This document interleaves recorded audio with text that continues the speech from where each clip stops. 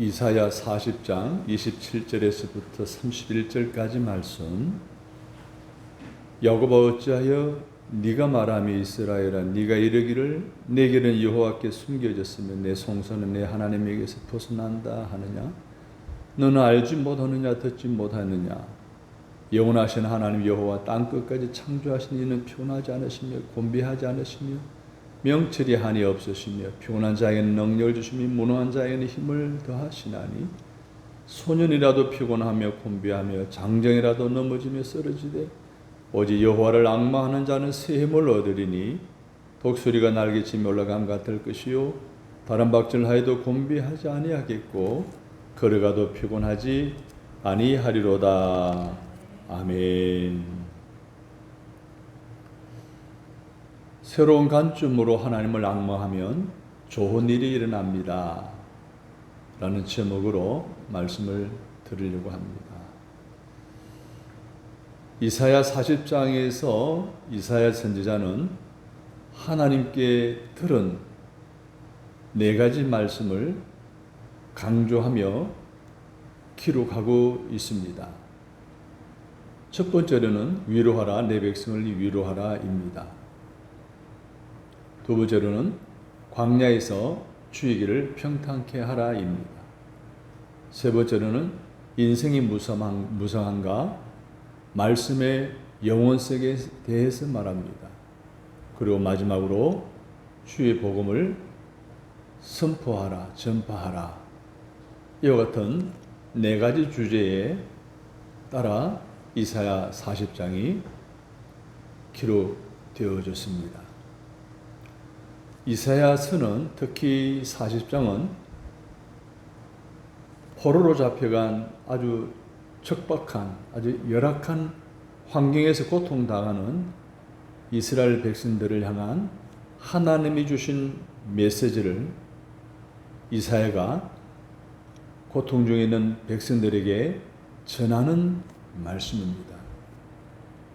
그 말씀은 오늘을 살아가면서 어려운 가운데 있는 우리들에게도 동일하게 주어지는 말씀으로 믿고 이 말씀을 전가할 때에 큰 위로가 되고 또 힘을 얻고 다시 한 번 더 하나님에 대한 새로운 관점을 갖고 그 하나님을 앙망하는 믿음의 결단이 여러분에게 있으시게 되기를 주님의 이름으로 축복합니다.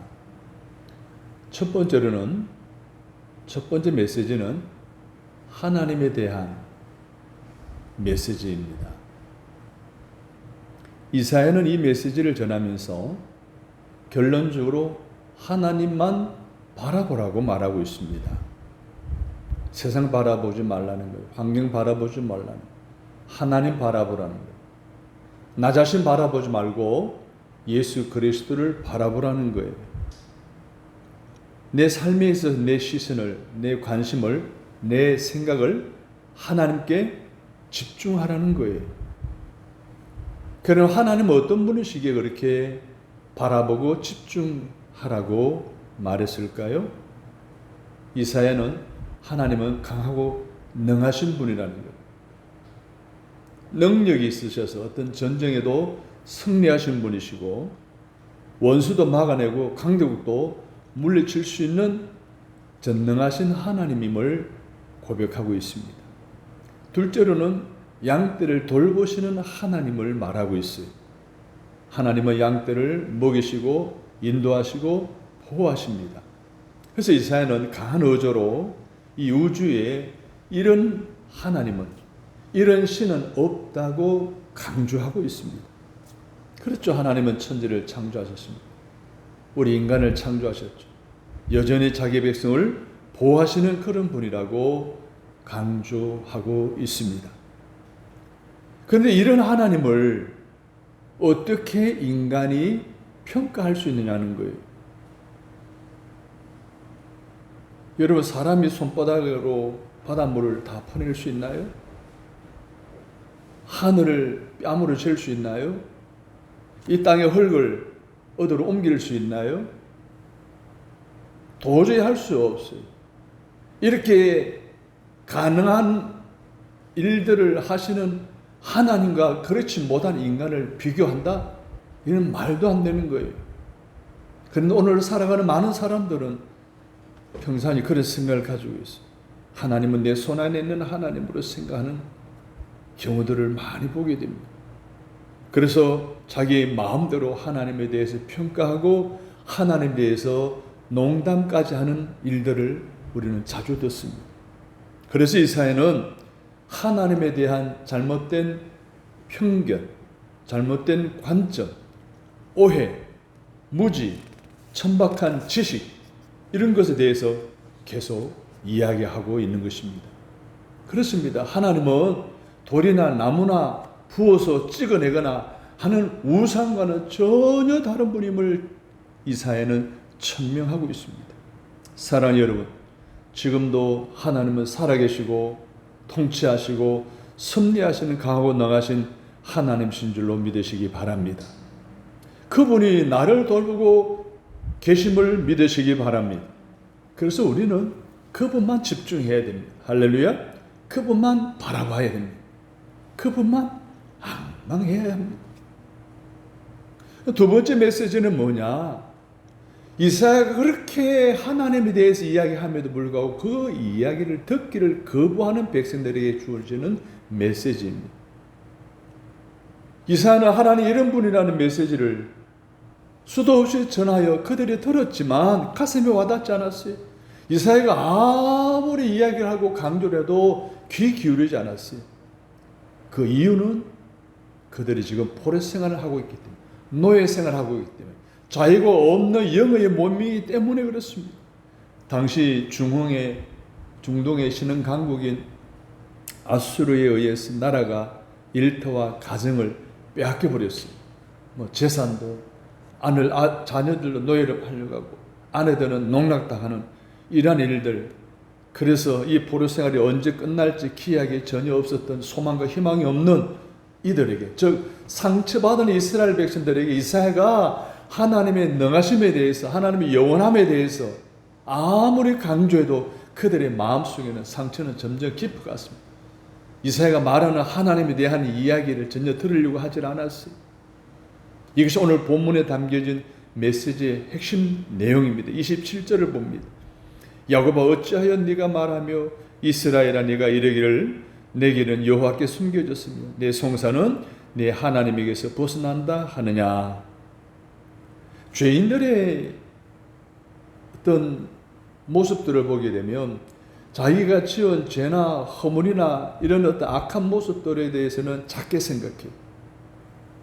반대로 자기가 겪는 어려운 고통은 크게 생각해요. 그 정도는 있을 수 있다는 식으로 자기 전에 쉽게 생각합니다. 하지만 자기가 받고 있는 고통과 고난과 역경은 크게 생각하는 모습을 갖추고 있는 것이 바로 죄인 인간의 모습입니다. 이사야는 포로 생활로 인하여 원망과 불평과 억울함을 호소하는 이스라엘에게 이것을 깨우쳐 주고 있어요. 깨우쳐 주는데 야곱아라고 부르짖고 이스라엘아라고 부르짖며 두 번 반복하고 있습니다. 성경에서 두 번 반복하는 것은 간곡한 마음이 있을 때, 다급할 때, 모리아산에서 이삭을 칼로 목을 따려고 하는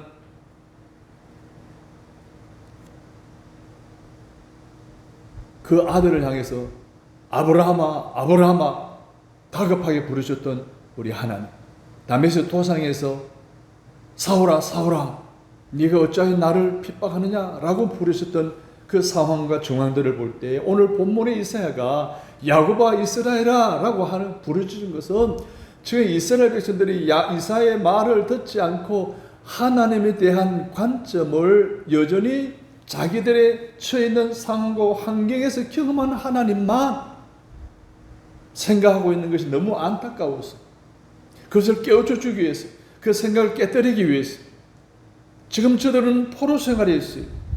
포로 생활에는 자기들을 전혀 도와주지 않는 듯한 느낌. 그래서 오늘 27절에 보면은 내 길은 여호와께 숨겨졌다는, 내 길이 막혀 있는데 하나님은 이제 내 길이 막혀 있는 것도 보지 않는다는 거예요. 내 송사는 하나님께서 벗어난다는 거예요. 나의 억울함을 하나님께서 뭐요? 전혀 관심 갖지 않고 계시다라고 하는 이런 하나님에 대한 고통을 통해서 겪는 하나님에 대한 그런 잘못된 관점을 향해서 안타까운 마음으로 이사야가 야곱아 이스라엘아 의처라 사모야 라고 하시는 거예요. 말씀드린 대로 그 메시지의 내용은 두 가지. 내 길은 여호와께 숨겨졌으며 송사 즉 원통한 것은 하나님께서 수리하지 않았다는 거예요. 내 길이 숨겨졌다는 것은 길이 막혔다는 거예요. 지금 내 길이 막혀 있는데 내 사정을 알고 계시다면은 길이 열려져야 할 텐데 여전히 막혀 있다는 지금 원통함을 말하고 있는 거예요. 왜 하나님이 원통함을 이 소원을 풀어주지 않느냐는 거예요. 우리도 살아가면서 현실적인 고통에 깊이 빠져 있게 되면 하나님에 대한 상처와 오해를 갖는 새로운 또 다른 하나님을 생각하게 됩니다. 여러분, 오늘 본문에도 말하고 있는 것처럼 성경에서 말하는 하나님은요, 다이렉트의 하나님이 말씀 그대로의 하나님이라는 거예요. 빼주도 더할 수도 없는 하나님이. 그런데 우리는 어떻습니까? 내가 처해 있는 고통과 어려움 가운데 처해져 있을 때의 그 하나님, 좀 이스라엘이 그 하나님에 묶여 있는 거예요.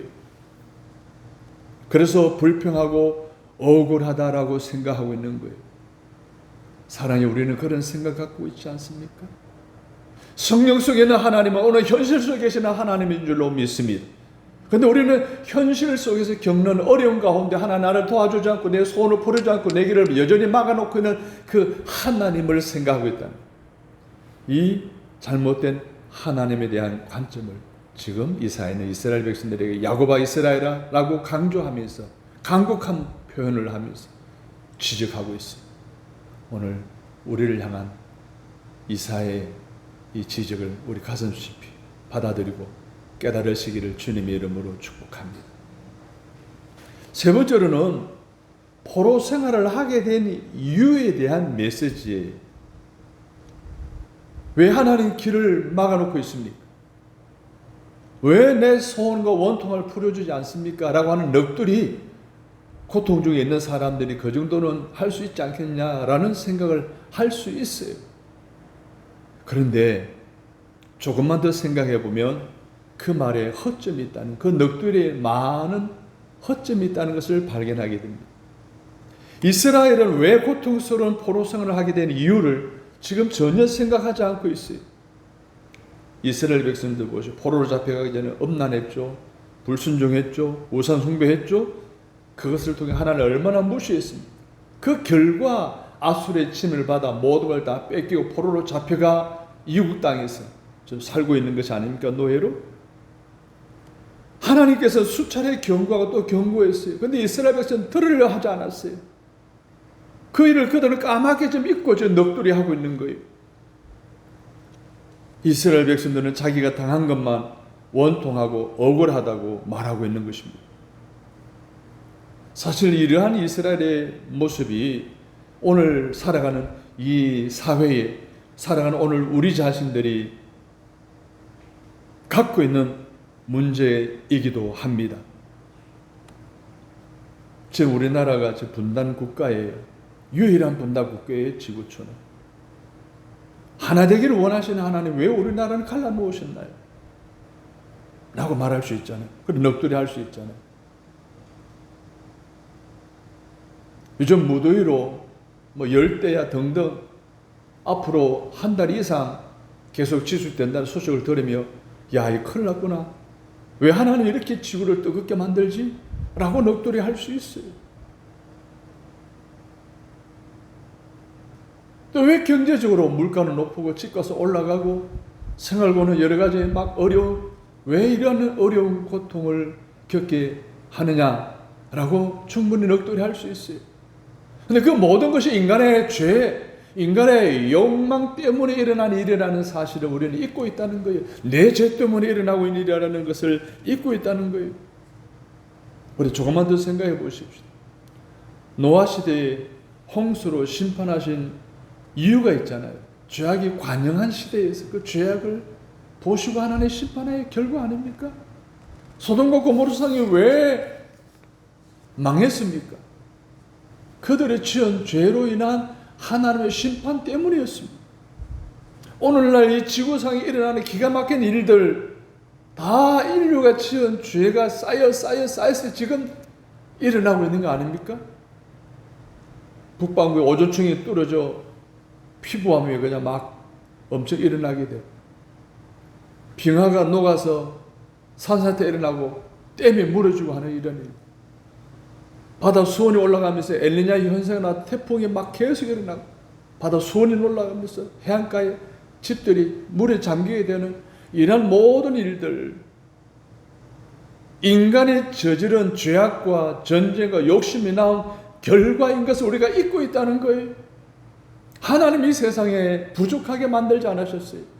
하나님 지구의 모든 식량도 충분하게 살아가도록 허락하셨어요.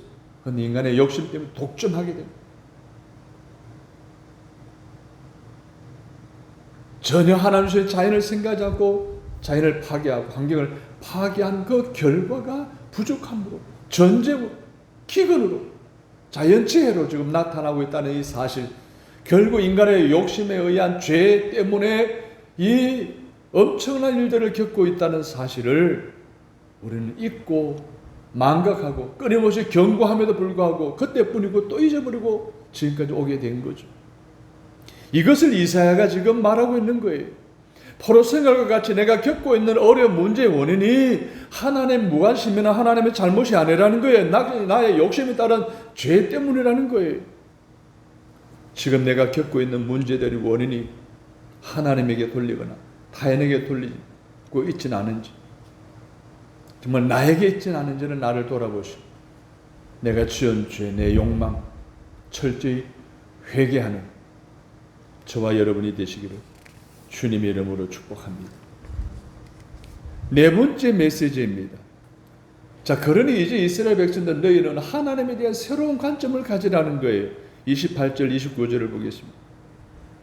너는 알지 못하느냐 듣지 못하였느냐 영원하신 하나님 여호와 땅끝까지 창조하신 이는 피곤하지 아니하시며 곤비하지 아니하시며 명철이 한이 없으시며 피곤한 자에게는 능력을 주시며 무능한 자에게는 힘을 더하시나니.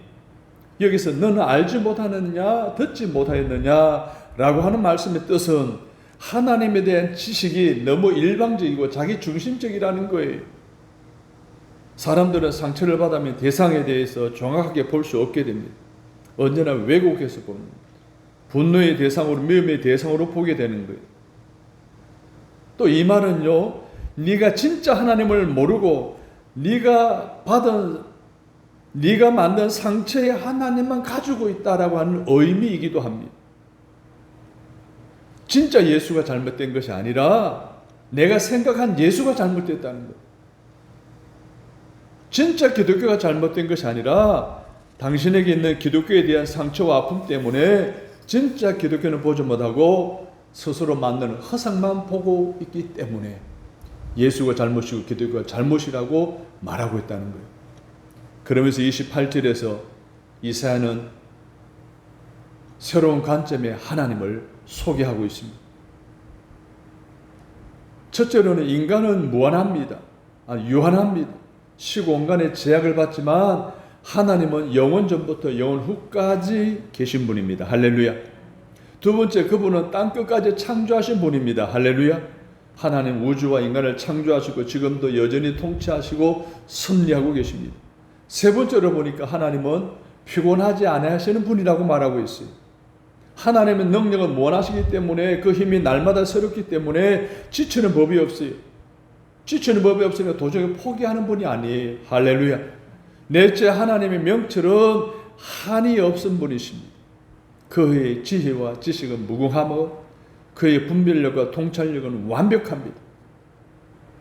사랑하는 여러분, 자기 스스로 만든 하나님만 생각하고 있다가 진짜 하나님을 왜곡한 채 하나님을 과소평가하고 있지는 않습니까?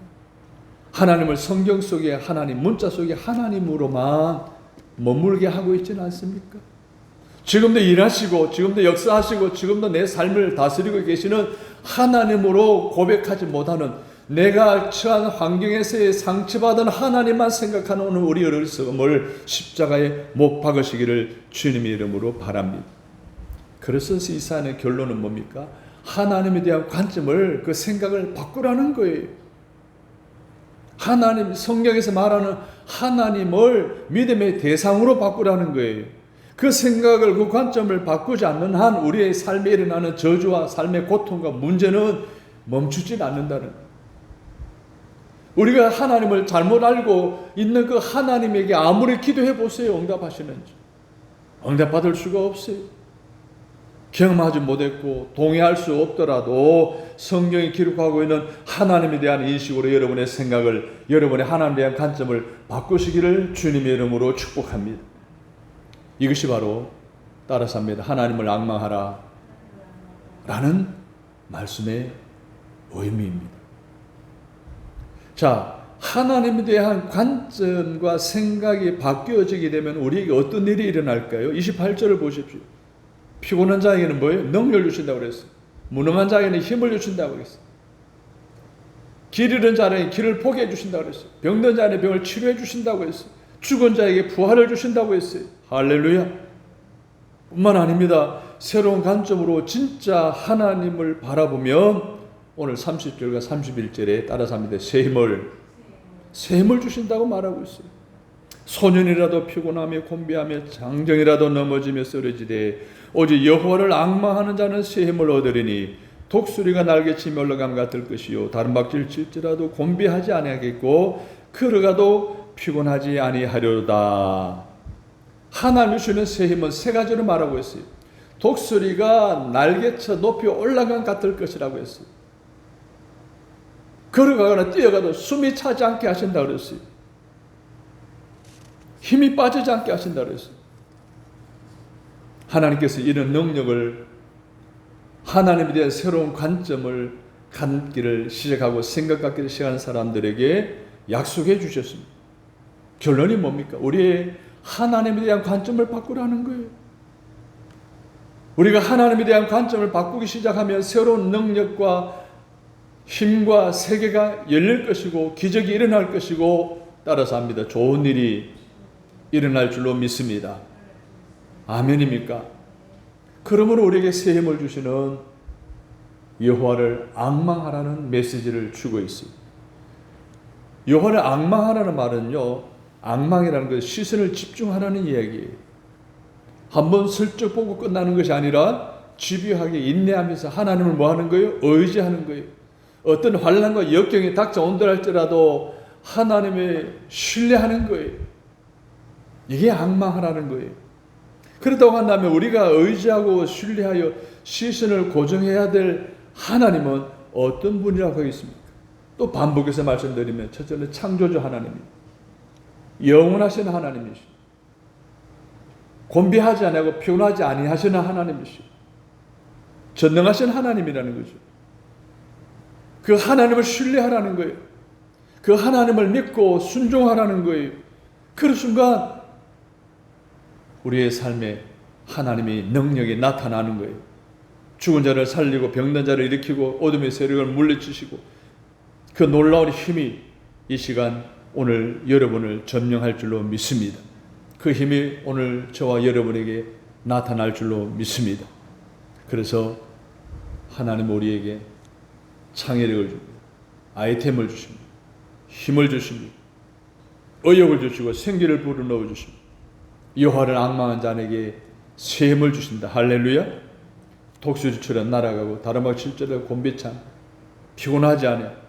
걸어가도 힘이 빠지지 않고 걸어가면 걸어갈수록 뛰면 뛸수록 더 힘이 솟구치는 그런 놀라운 은혜 말입니다.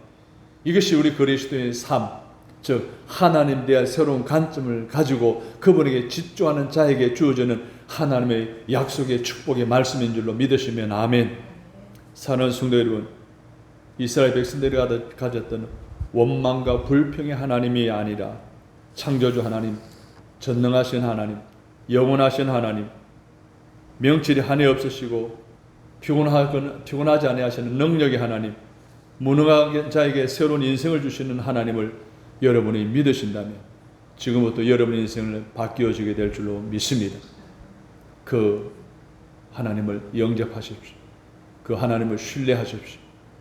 그 하나님을 믿으십시오. 그 하나님께 여러분의 인생의 모든 것을 맡기십시오. 그러면 하나님께서 여러분의 인생을 결론적으로 좋게 만드실 줄로 믿습니다. 여러분을 구원하실 것이고 치유하실 것이고 불치의 병에 걸릴 때라도 염려하지 마십시오. 하나님은 치유의 하나님이십니다. 절망하지 마십시오. 경제적으로 인간관계에 있어 많은 어려움이 있다 할지라도 두려워하지 마시기 바랍니다.